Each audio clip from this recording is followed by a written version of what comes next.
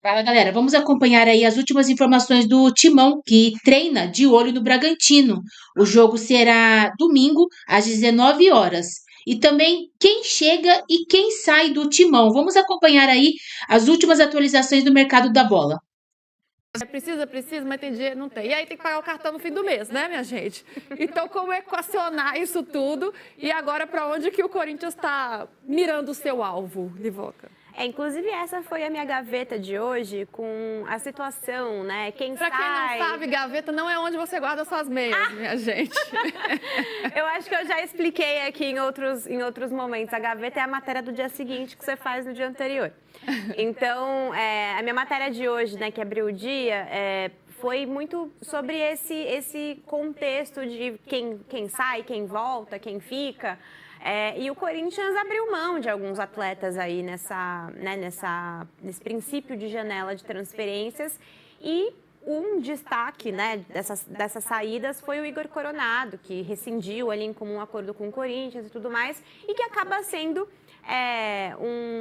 um trunfo, né, para os cofres do Corinthians, porque recebia um salário de 2 milhões de reais. Então, isso abre espaço na folha para poder trazer algum outro jogador, né, com um salário um pouco mais alto. Só que, no caso, o Corinthians tem aí alvos, né? Então, um atacante de beirada, que é o principal alvo do Corinthians, e até um zagueiro, que é um desejo do técnico Dorival Júnior, para esse reforço aí né, esse período agora de meio de ano, né? Porque a gente sabe que até o final da temporada ainda tem muito calendário.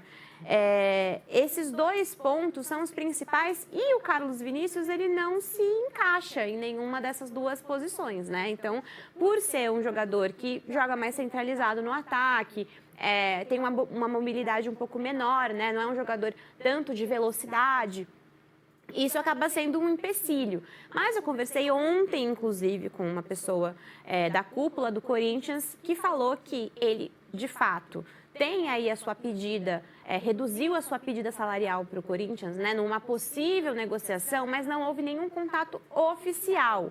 Por enquanto, são conversas paralelas, né? São conversas ali em off, não é uma proposta, não é um oferecimento assim, ó, eu quero ganhar tanto, chegaria nessa forma, vamos negociar os trâmites aí para a gente fechar. Por enquanto, ainda é um estudo, porque a verdade é que ele ganha muito dinheiro fora, né, do Brasil, ganhou muito dinheiro, então o salário é muito alto e talvez algo que o Corinthians vá assim, ficar ali com o pé um pouco atrás na hora de fechar. Um outro alvo, né, que é o Elinho, o Vitinho, né, que inclusive foi oferecido para o Corinthians, né, ex-Flamengo e tudo mais. Esse nome, ele interessa muito, mas ele estava no futebol saudita, né, o Al Ittihad, se eu não me engano, era o clube, né, que ele saiu, rescindiu, também um salário super inflacionado, né, o futebol saudita a gente sabe, né, salários milionários, em dólar e tudo mais. Então é isso, o Corinthians tem desejos, tem vontade de fechar com um atacante de beirada para ontem, essa é uma das prioridades, mas tem um problema muito sério que é essa situação dos cofres, né, de não conseguir, inclusive, pagar os salários do atual elenco. Então, isso é empecilho, sim. Fora a questão da votação do impeachment, dia 9 de agosto. Ou seja, pode ser que alguém contrate um jogador hoje e no mês que vem já seja outro presidente com uma outra visão para o seu elenco. Então, isso também é levado em conta. Tudo isso torna essas buscas no mercado complicadas, né? Agora, outro nome que o Hernan trouxe, que era uma novidade... Acho que o PVC queria falar alguma coisa. O Etifaq, o Vitinho, que é o time de Daman. Time de Daman. Obrigada, PVC. Boa. Imagina. Outro nome que o Hernan trouxe, que inclusive para mim pelo menos é uma novidade, foi a proposta pelo Gregory, do Botafogo, do Al Rayyan, que é o time do Arthur Jorge, então ele poderia reencontrar seu ex-treinador. E aí, PVC, a gente fala de um Botafogo. Depois de uma semana turbulenta em razão da ausência em treinamento sem aviso de Memphis Depay, O Corinthians abriu o início do treino desta sexta-feira à imprensa. Foi possível ver nos 15 minutos liberados aos jornalistas que Yuri Alberto apareceu com os companheiros. Ele, entretanto, segue em transição física.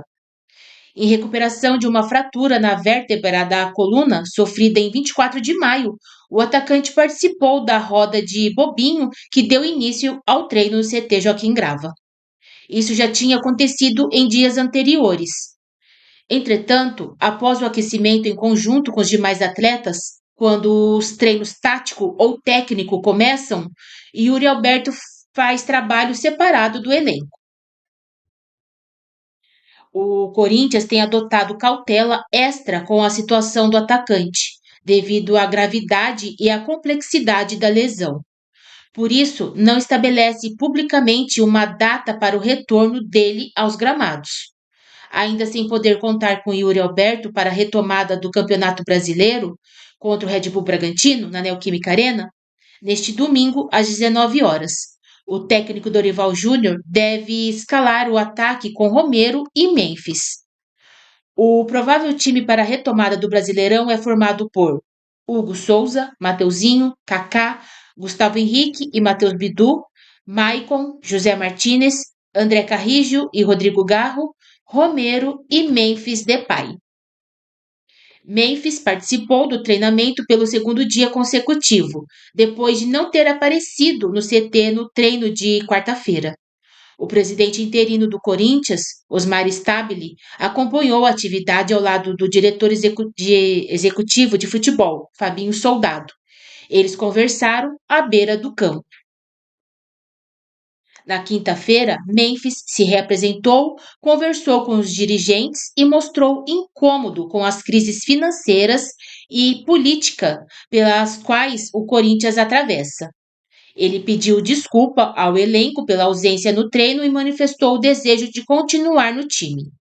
Neste sábado, o Corinthians fará o último treino antes da partida contra o Bragantino, válida pela 13ª rodada.